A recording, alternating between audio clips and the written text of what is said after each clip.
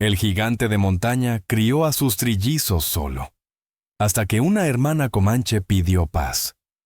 La mañana llegó áspera, con un viento que bajaba del cerro arrancando polvo y hojas secas, y el gigante de montaña, Tomás Greyhawk, salió de la cabaña cargando a 2 de sus trillizos en los brazos, mientras el tercero tiraba de su pantalón, todos llorosos, hambrientos, inquietos, y él, agotado desde hacía meses, apenas podía mantener el equilibrio mientras dejaba un cubo de agua junto a la entrada, intentando comenzar otro día sin saber si tenía fuerzas para completarlo.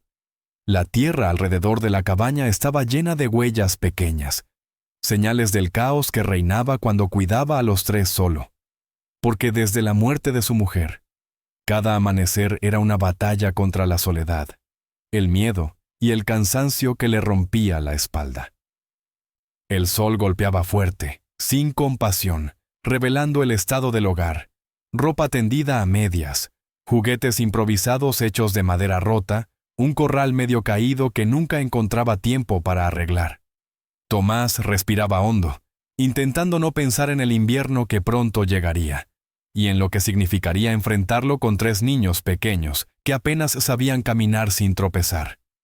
Mientras acomodaba el fuego para preparar avena, escuchó un crujido sobre la colina y levantó la cabeza con un reflejo antiguo, mezcla de guerrero y padre protector. Sus manos, grandes como palas, tomaron instintivamente un tronco largo, no como arma, sino como advertencia para quien se acercara. Lo que vio lo dejó completamente quieto. Una figura femenina comanche bajaba la pendiente con el paso firme de quien no teme al territorio ajeno. Una lanza ceremonial en la espalda y un trozo de tela blanca atado al brazo, señal universal de paz. No era una guerrera, no venía con escolta, no traía postura de ataque. Venía sola, tranquila, como si supiera que no había razón para temer al gigante que todos en los pueblos cercanos mencionaban con respeto mezclado con lástima. Tomás entrecerró los ojos, no por hostilidad, sino por incredulidad. Nunca nadie se acercaba, nunca nadie subía hasta su cabaña, y mucho menos alguien de una tribu que tenía cuentas antiguas con los hombres blancos de la zona.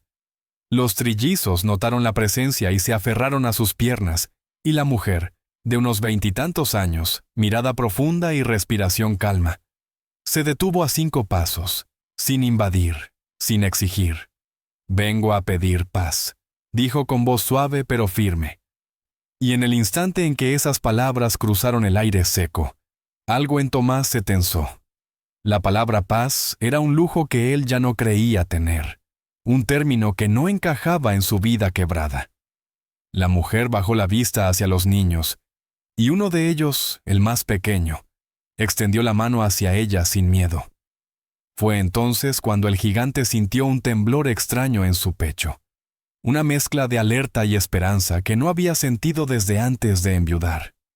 No sabía quién era ella, no sabía por qué venía, no sabía si su visita traería consuelo o problemas, pero lo que sí sabía, porque su alma cansada se lo gritó al verla, era que nadie que trajera paz subía un cerro para enfrentar a un padre agotado, y sus 3 hijos sin tener un motivo profundo. Y así, en ese primer encuentro, bajo el sol áspero y con los niños aferrados a su ropa, Tomás supo que ese día no sería como los demás, porque la paz no se pide, se ofrece. El viento del cerro seguía soplando cuando Tomás, con los trillizos apretados contra sus piernas, observó a la mujer comanche avanzar un solo paso más, no con desafío, sino con la calma de quien entiende que los lugares rotos requieren suavidad. Ella levantó ambas manos despacio, mostrando que no traía armas listas, y al hacerlo, dejó ver un colgante sencillo hecho de madera clara, símbolo de su clan, pero también de su papel dentro de su pueblo, una especie de mediadora o hermana espiritual que solía moverse entre aldeas cuando la tensión amenazaba con abrir heridas antiguas. «Soy Nia», dijo con un hilo de voz que el viento casi arrancó, pero bastó para que los trillizos, curiosos, dejaran de llorar y miraran su rostro sereno. Tomás tragó saliva, sorprendido por la reacción de los niños. porque llevaba meses sin verlos callarse ante un desconocido. Intentó preguntar qué quería, pero su voz salió ronca, áspera por la falta de sueño y de conversación humana. Así que volvió a intentarlo y la frase se quebró en el aire. ¿Por qué? ¿Aquí? Nia bajó la vista hacia el suelo, como si respetara la tierra antes de hablar, y explicó que llevaba semanas siguiendo señales de conflicto en la zona, pero que no venía por él, ni por su raza, ni por alguna disputa. Venía porque el camino de su pueblo había sido cruzado por hombres armados días atrás, y uno de ellos llevaba un objeto tallado que pertenecía al hermano de Tomás, un hombre cuya historia él jamás había contado a nadie desde que se volvió padre. Ese golpe de memoria le cayó al gigante como piedra en el pecho, obligándolo a dar un paso atrás, pero Nia no avanzó. Al contrario, se inclinó ligeramente, gesto de respeto hacia un dolor que aún no conocía del todo. Tomás quiso levantar el tronco de nuevo, por instinto, por confusión, pero uno de los trillizos, el de cabello más oscuro, se soltó de su pierna y caminó tambaleando hacia ella. Y Tomás sintió que su alma se detenía por miedo. Miedo a perderlo, miedo a repetir tragedias, miedo a no poder proteger a nadie más. Pero Nia se agachó sin tocar al niño. Simplemente le mostró la palma abierta, ofreciéndole la posibilidad de acercarse sin reclamarlo. Y el pequeño apoyó su manita sobre la de ella con una naturalidad que hizo que el gigante sintiera que su mundo se partía un poco más. Pero no por dolor, sino por algo que no recordaba: confianza.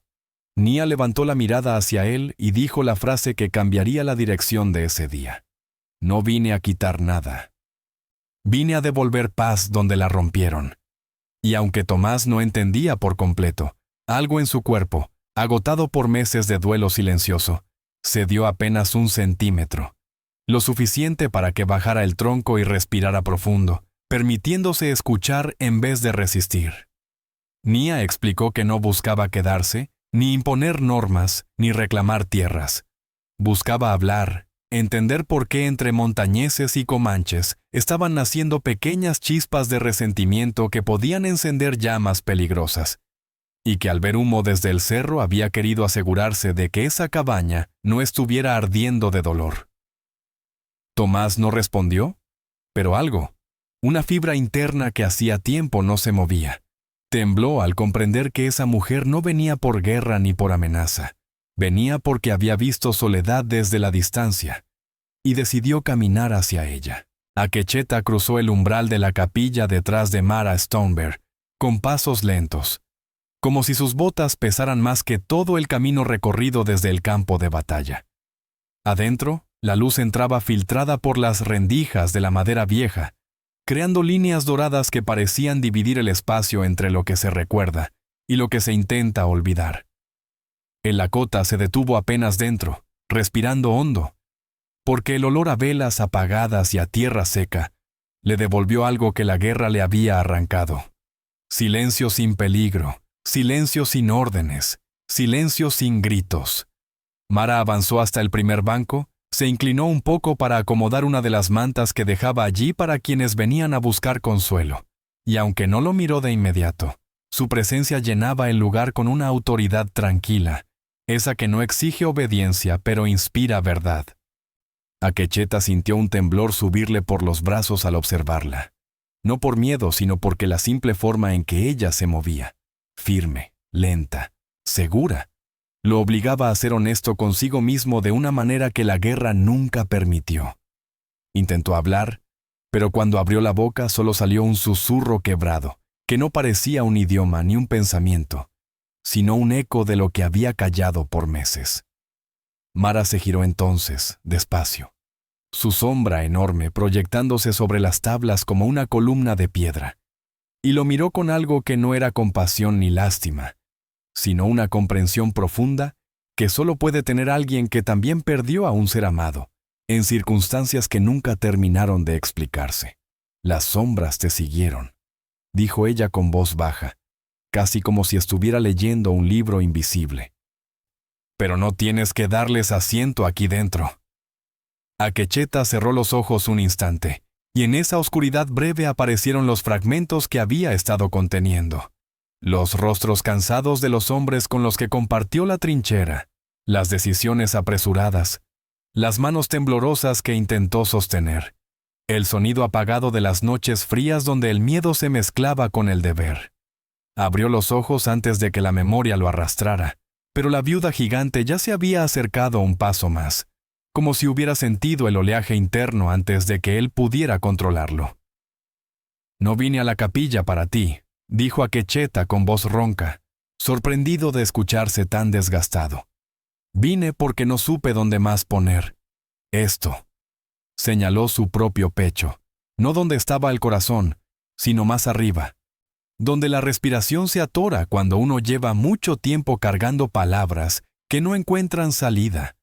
Mara asintió con un gesto lento, y se sentó en el primer banco, dejando un espacio a su lado sin decirle que lo ocupara, porque sabía que los hombres que vuelven de la guerra no se sientan porque se lo ordenen, sino cuando el alma encuentra un punto firme donde apoyarse.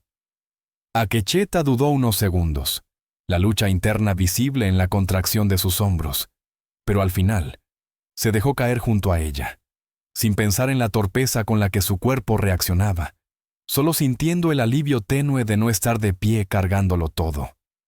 El silencio entre ellos no era incómodo, era necesario, como un puente que todavía no se cruza pero ya está levantado, y cuando Mara colocó una de sus manos enormes sobre el respaldo del banco, el gesto no tocó a Akecheta, pero sí tocó algo dentro de él, la idea de que tal vez no tenía que pelear más por un momento para empezar a respirar.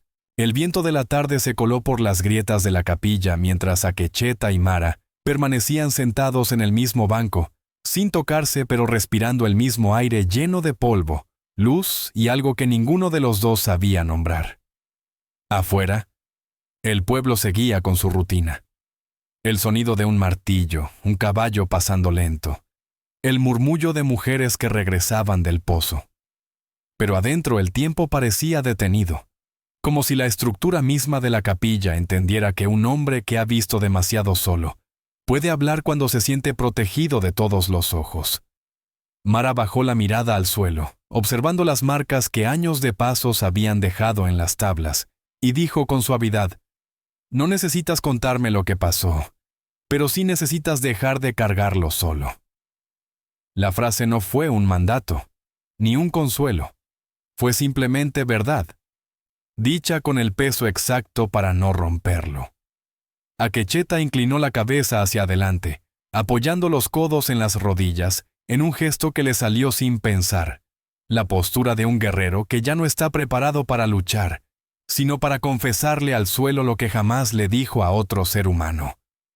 Sus manos se entrelazaron, tensas, temblorosas, y en su respiración agitada se adivinaba la lucha entre permanecer callado o permitir que una parte de su dolor finalmente saliera a la luz.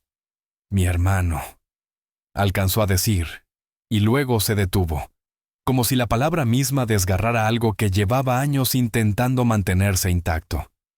Mara levantó la vista, no para presionarlo, sino para estar presente, para que cuando la herida se abriera, él no sintiera que estaba cayendo solo. Y entonces, con un esfuerzo visible, Akecheta siguió. «Murió sin que yo pudiera despedirme. Yo estaba lejos, ocupado, peleando otra guerra que no era nuestra. Cuando regresé, ya lo habían enterrado». La voz se le quebró justo al pronunciar esa última frase. No con llanto, sino con esa dureza que aparece cuando un hombre intenta sostener una verdad que siempre le pesó demasiado. Mara respiró hondo, y después de un largo silencio, dijo: «No llegaste tarde. Llegaste vivo, y eso ya es una forma de honrarlo».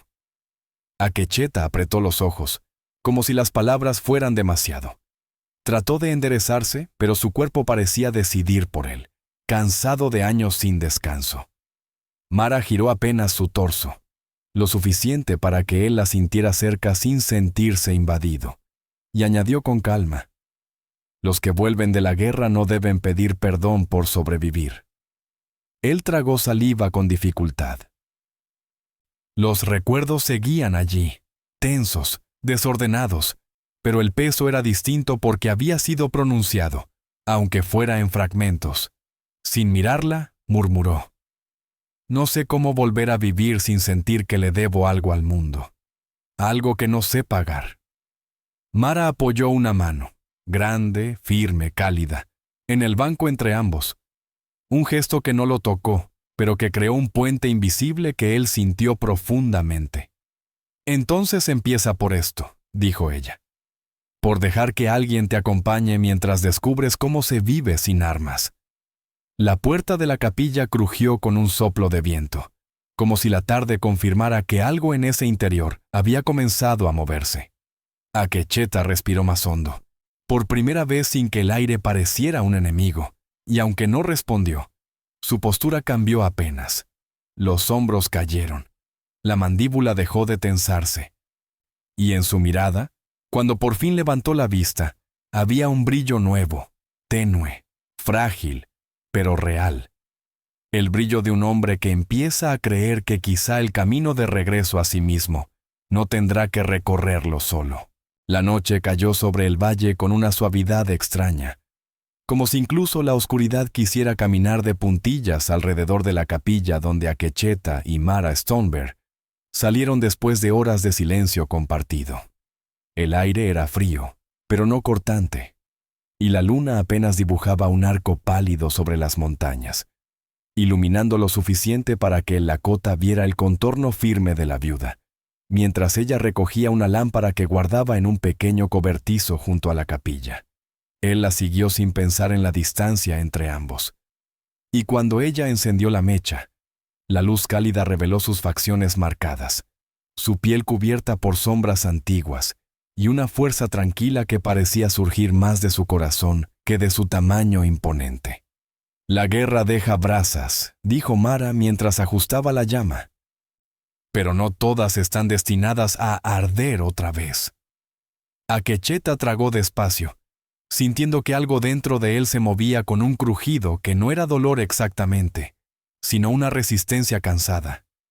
Ella empezó a caminar hacia la parte trasera de la capilla, donde había un pequeño fogón de piedras negras, y él fue detrás, como si el simple acto de seguirla lo anclara por primera vez desde que regresó del frente. Mara colocó ramas secas, movió las brasas viejas, y con un movimiento cuidadoso, reavivó el fuego. La luz danzante iluminó su rostro y el de Akecheta, creando una intimidad suave que no pedía explicaciones ni promesas. Él se sentó primero, apoyando las manos sobre sus rodillas, y sintió cómo el calor del fuego le entraba lento, derritiendo capas que había endurecido durante años, mientras ella se acomodaba frente a él, cruzando las piernas con naturalidad, como si aquel fuera el lugar más lógico del mundo para estar. Por un largo rato no hablaron, y fue ese silencio, no el tenso, no el de la guerra, no el de la culpa, sino uno vivo y tibio, el que logró que Akecheta finalmente dijera sin mirar directamente a Mara: «Mi hermano era menor. Creía que yo podía protegerlo de todo». La frase cayó como una hoja, ligera pero inevitable.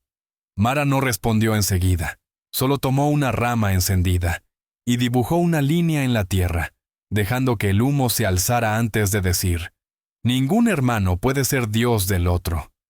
Solo caminamos juntos hasta donde el destino nos deja». Akecheta cerró los ojos, dejando salir un suspiro que llevaba años atrapado.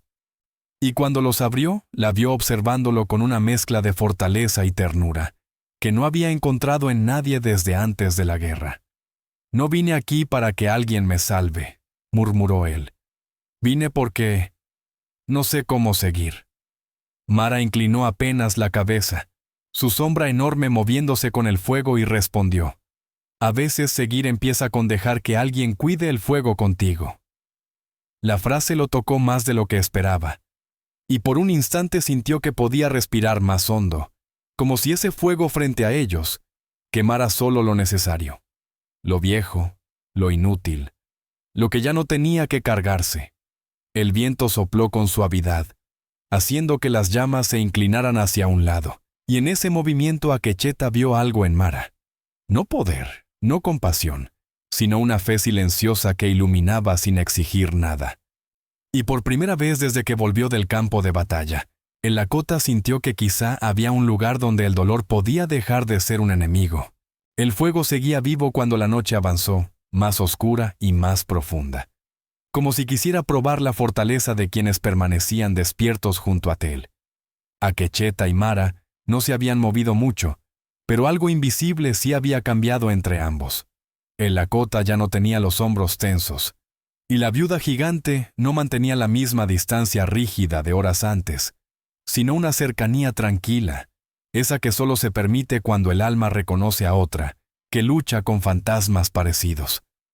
La brisa nocturna arrastraba olor a tierra húmeda y a hojas secas, y en el silencio del valle, los grillos marcaban un ritmo lento, casi sagrado. Mara tomó una rama larga, la colocó sobre las brasas y dijo sin mirarlo, con una voz que parecía hablarle tanto a él como a la noche: a veces el camino de regreso no es hacia una casa, es hacia uno mismo. Akecheta bajó la vista, observando cómo la nueva rama se encendía con un crepitar suave que parecía latir. Y por un segundo creyó que la frase no había sido para él, hasta que Mara añadió en un susurro: y nadie debería hacerlo solo. El Lakota dejó escapar un aire tembloroso, un sonido que no era llanto pero tampoco fuerza. Era algo entre ambos, un deshielo lento. Se frotó el rostro con las manos, como si quisiera quitarse años de polvo, culpa y guerra.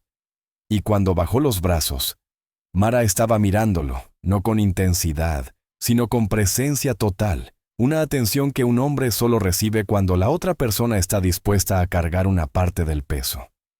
«Dime tu nombre completo», pidió ella, sin exigencia, sin prisa. Él parpadeó, sorprendido, y tardó unos segundos en responder: «Akecheta Wiñan Wakiñan». Al pronunciarlo, su propia voz sonó extraña, casi como si fuera la primera vez que se escuchaba vivo, presente, aquí, no en el campo de batalla ni en los recuerdos rotos. Mara repitió el nombre en un murmullo grave, lento, respetuoso, como se repite algo que no se quiere romper. Y al escucharlo en labios de ella, algo en el pecho del Lakota se aflojó de un modo que jamás habría esperado. «Tu nombre pesa», dijo ella, «pero también sostiene». Él tragó saliva, la garganta ardiendo, y contestó: «El tuyo también, Mara Stonebear, la que no huye». Ella esbozó una sonrisa mínima, apenas un movimiento de labios que el fuego iluminó de una manera casi humana, cálida, y dejó la mirada fija en él por un instante que pareció más largo que toda la noche. Después, tomó la manta que llevaba siempre sobre los hombros y la acomodó para cubrirse el brazo. Pero al moverla dejó libre un espacio a su derecha, un gesto pequeño, sutil, que invitaba sin pedir. Akecheta no se acercó, pero tampoco se alejó. Simplemente dejó que esa oferta de compañía entrara en su conciencia como un rayo tenue de calor en medio del invierno interno que llevaba cargando. Un lobo aulló a lo lejos, recordando que el valle no dormía del todo, y Mara murmuró: «Cuando estés listo para contarme lo que aún guardas, aquí estaré». Él no respondió, pero inclinó la cabeza apenas, suficiente para que la viuda gigante entendiera que ese hombre, que había vuelto de la guerra roto y silencioso, acababa de dar su primer paso hacia la parte de sí mismo que creía perdida, y mientras las brasas seguían ardiendo, tibias y constantes, la noche pareció inclinarse también, escuchando cómo dos almas cansadas empezaban, por fin, a reconocerse. La madrugada llegó sin anunciarse, con un viento frío que descendía de las montañas como si arrastrara mensajes antiguos. Akecheta no había dormido, y Mara tampoco. Siguieron junto al fuego hasta que las brasas se volvieron rojas como ojos cansados. Cuando la primera línea gris del amanecer apareció detrás del cerro, Akecheta se puso de pie con un movimiento torpe, como si su cuerpo recordara de golpe que llevaba demasiadas noches sin descanso real. Mara también se levantó, y por un momento quedaron frente a frente, dos figuras grandes, silueteadas por un fuego que ya casi moría.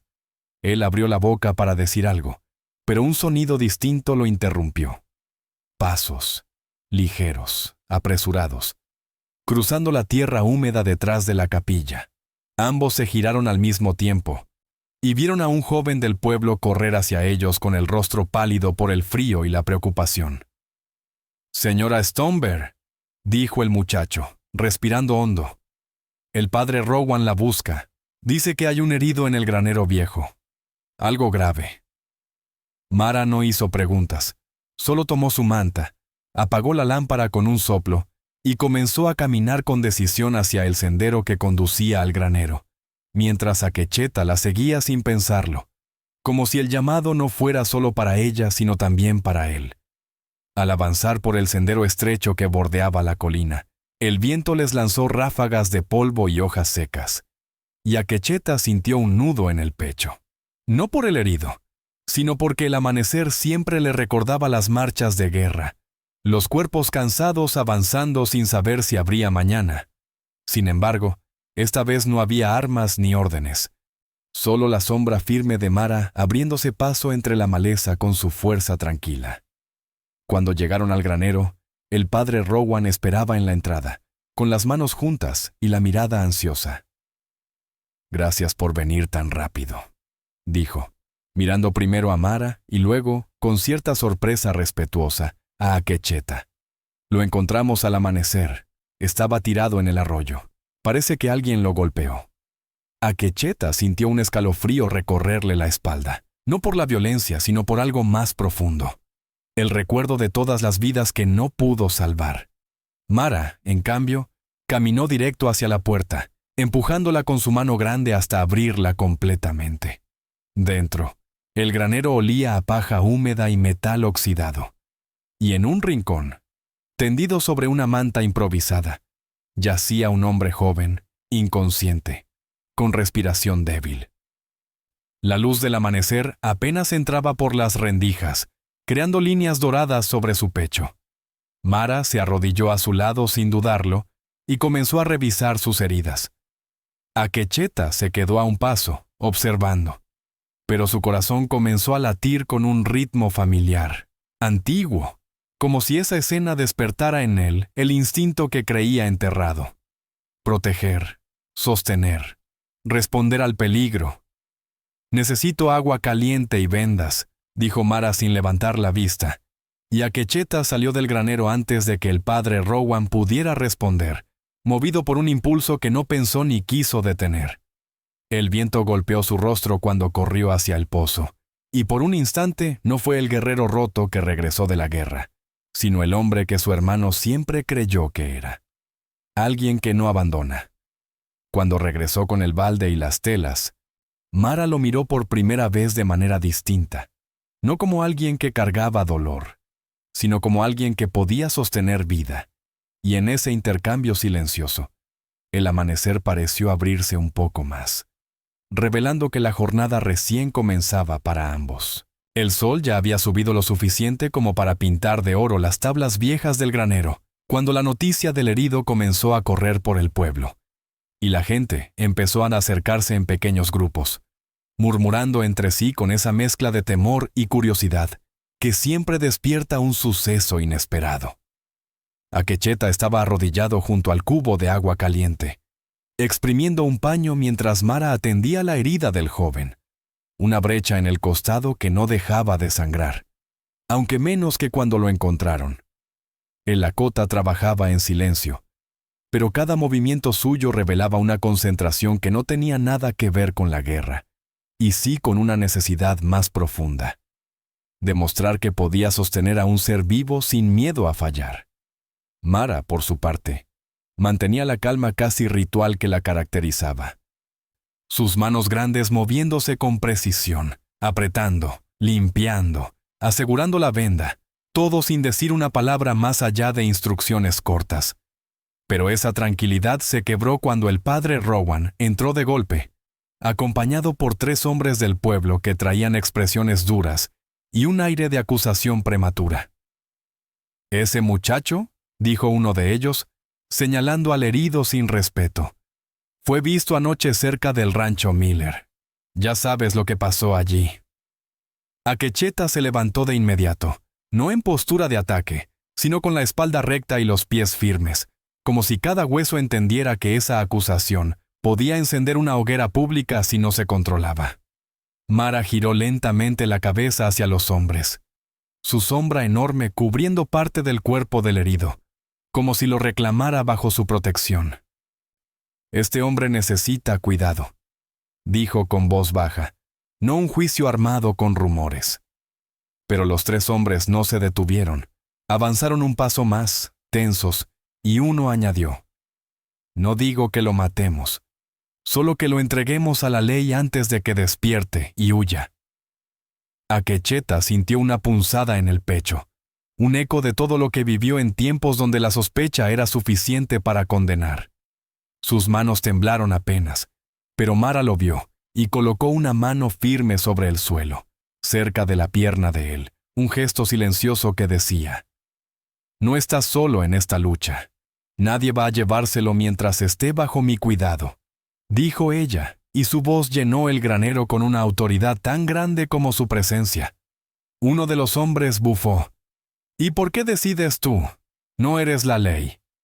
Mara no respondió de inmediato. Se inclinó un poco. Apretó la venda sobre el costado del herido con precisión, y recién entonces se puso de pie, quedando tan alta que la luz del sol que entraba por la puerta se cortó detrás de ella. «No soy la ley», dijo, «pero sí soy la que sabe cuándo un alma está más cerca de la muerte que del pecado».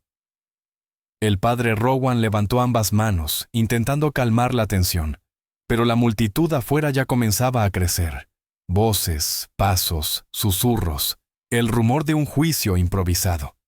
Y en medio de ese ruido, Akecheta sintió la guerra regresar como un latigazo, no en visiones, sino en el instinto de ponerse entre el peligro y los vulnerables.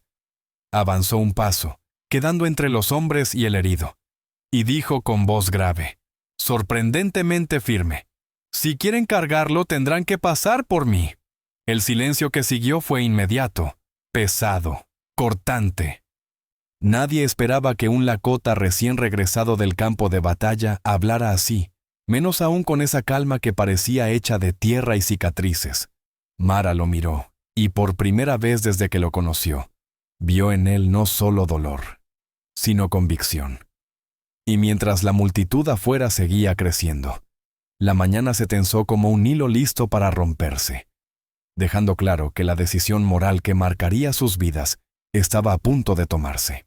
La multitud creció tan rápido que, para cuando el sol se alzó por encima del cerro, el granero parecía el centro de un juicio que nadie había convocado oficialmente.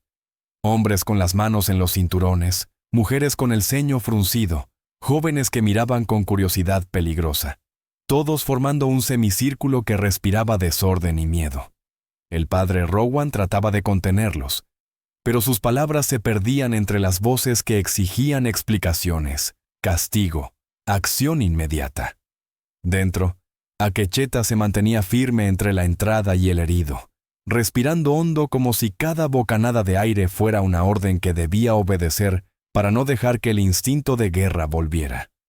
Mara estaba un paso detrás de él, no para protegerlo, sino para que él sintiera su presencia como un muro silencioso. Una columna que sostenía lo que él empezaba a recuperar por dentro, el control, la calma, la fe en el juicio correcto. «¡Que salga el lakota!», gritó uno de los hombres fuera del granero, y varias voces se unieron con la rapidez inquietante que tiene la multitud, cuando olvida que cada vida pesa individualmente. Akecheta apretó la mandíbula, pero no dio un paso atrás. En cambio, avanzó hacia la entrada hasta quedar a la vista de todos, con la luz del sol recortando su figura alta y la sombra de Mara proyectándose detrás como un recordatorio de que no estaba solo. «El muchacho no es tuyo», dijo un ranchero de barba gris, «ni de ella. No tienen derecho a retenerlo». Akecheta miró a la multitud con una serenidad que parecía imposible en medio del caos, y respondió, «Está herido, inconsciente. Llevarlo ahora sería matarlo». ¿Y qué si atacó el rancho Miller?, gritó una mujer. ¿Qué si volvió para rematar lo que empezó? Akecheta bajó la mirada apenas, no por miedo, sino para elegir sus palabras como quien elige un arma que no quiere usar. Cuando volvió a levantarla, la voz le salió grave, profunda, sostenida por algo más fuerte que la ira. Yo peleé en la guerra. Vi a hombres juzgados por rumores y morir antes de que la verdad hablara. No voy a permitir que este pueblo haga lo mismo. La multitud murmuró, sorprendida por la firmeza del Lakota, pero antes de que alguien respondiera, Mara salió a su lado, cruzando los brazos, su figura gigante imponiendo una calma dura. Si quieren justicia, dijo ella, entonces esperen a que despierte y podamos escuchar su versión. Un hombre joven bufó. ¿Y si huye? ¿Y si nos engañan? Mara lo miró con una intensidad que lo obligó a bajar la vista. Entonces seré yo quien responda por él. Hubo un silencio breve, un vacío cargado de tensión donde la multitud se dio cuenta de lo que implicaba esa promesa. Mara Stone Bear no hacía ofrecimientos a la ligera, y jamás había roto su palabra. El padre Rowan dio un paso adelante y dijo, «Dejemos que este joven viva al menos hasta abrir los ojos. No condenemos a un hombre dormido». La tensión se sostuvo unos segundos más, y luego se aflojó lentamente, como un lazo demasiado apretado que al fin empieza a ceder.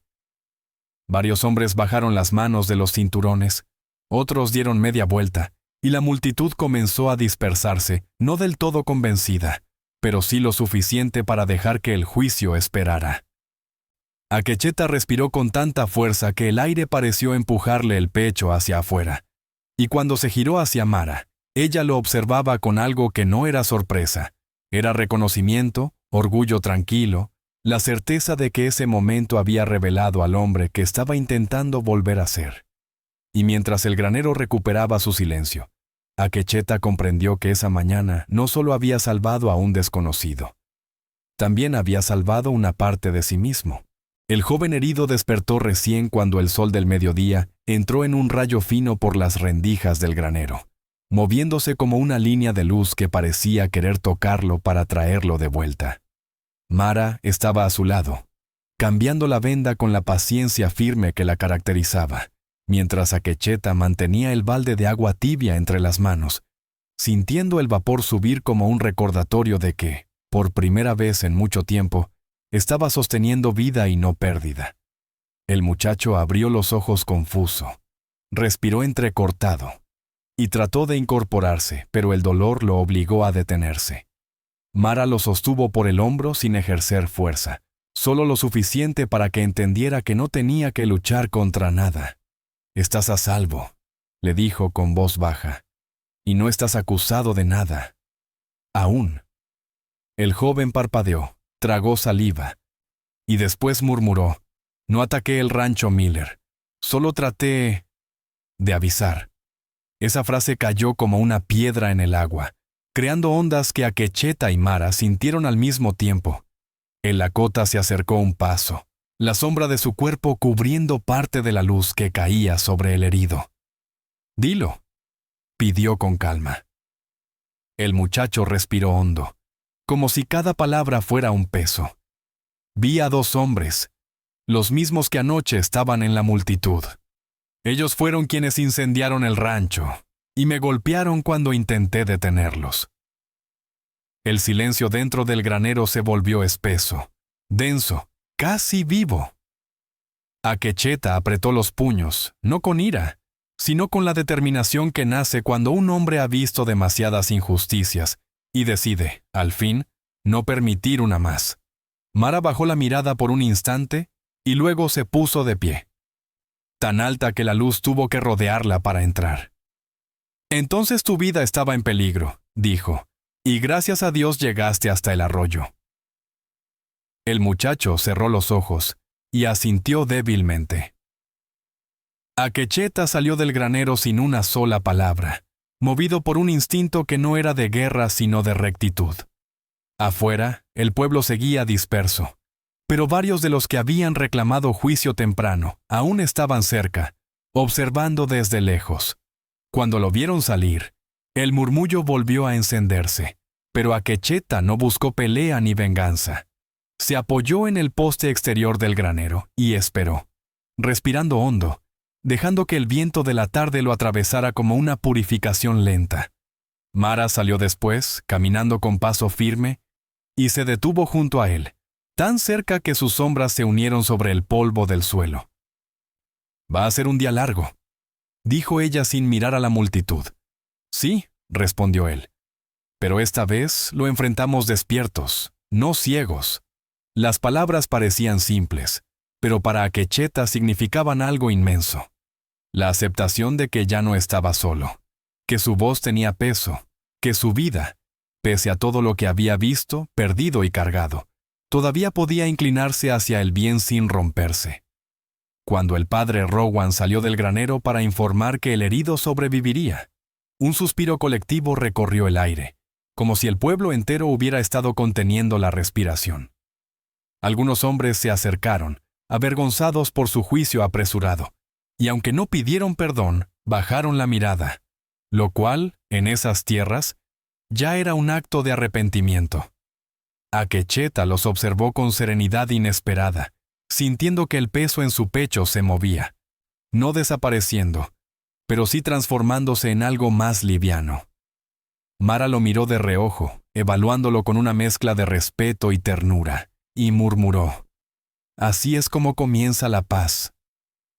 Él soltó el aire despacio, como si lo hubiera retenido durante años, y respondió: «Y así es como quiero vivir». Juntos caminaron hacia el camino que bajaba al valle, no huyendo de nada ni persiguiendo nada, solo avanzando, con el sol de la tarde iluminando el polvo, como si ese sendero, por fin, estuviera listo para recibirlos sin exigirles sacrificio alguno. A veces, el corazón vuelve a respirar justo cuando uno se atreve a defender lo que es justo.